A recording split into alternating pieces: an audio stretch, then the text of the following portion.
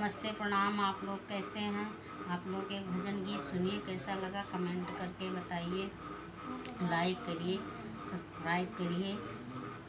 आप लोग मेरे व्यूज को आगे बढ़ाइए।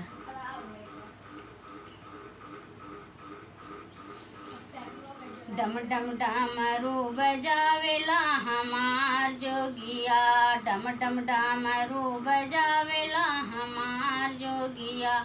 हे हमार जोगिया, हाँ हमार जोगिया, हे हमार जोगिया, हो हमार जोगिया। डम डम डमरू बजावेला हमार जोगिया, डम डम डमरू बजावेला हमार जोगिया।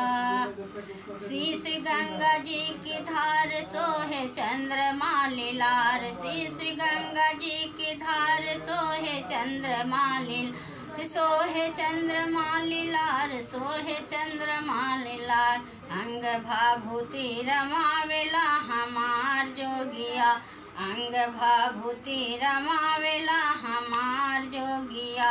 हे हमार जोगिया, हाँ हमार जोगिया। डम डम डमरू बजावेला हमार जोगिया, डम डम डमरू बजावेला हमार जोगिया। संग भूत बैताल और जोगिनी सोहात, संग भूत बैताल और जोगिनी सोहात, और जोगिनी सोहात, और जोगिनी सोहात। देखा बैला चढ़िया वेला हमार जोगिया, देखा बैला चढ़िया वेला हमार जोगिया। हे हमार जोगिया, हाँ हमार जोगिया, अरे हमार जोगिया, हाँ हमार जोगिया।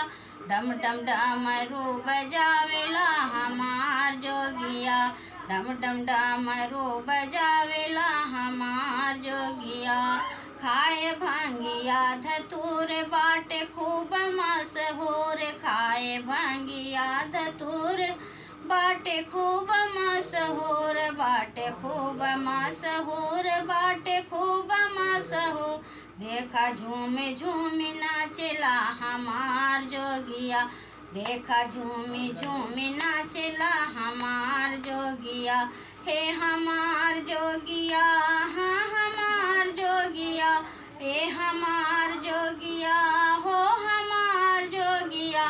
डम डम डमरू बजावेला हमार जोगिया, डम डम डमरू बजावेला हमार जोगिया, डम डम डमरू बजावेला हमार जोगिया। भोले बाबा की जय।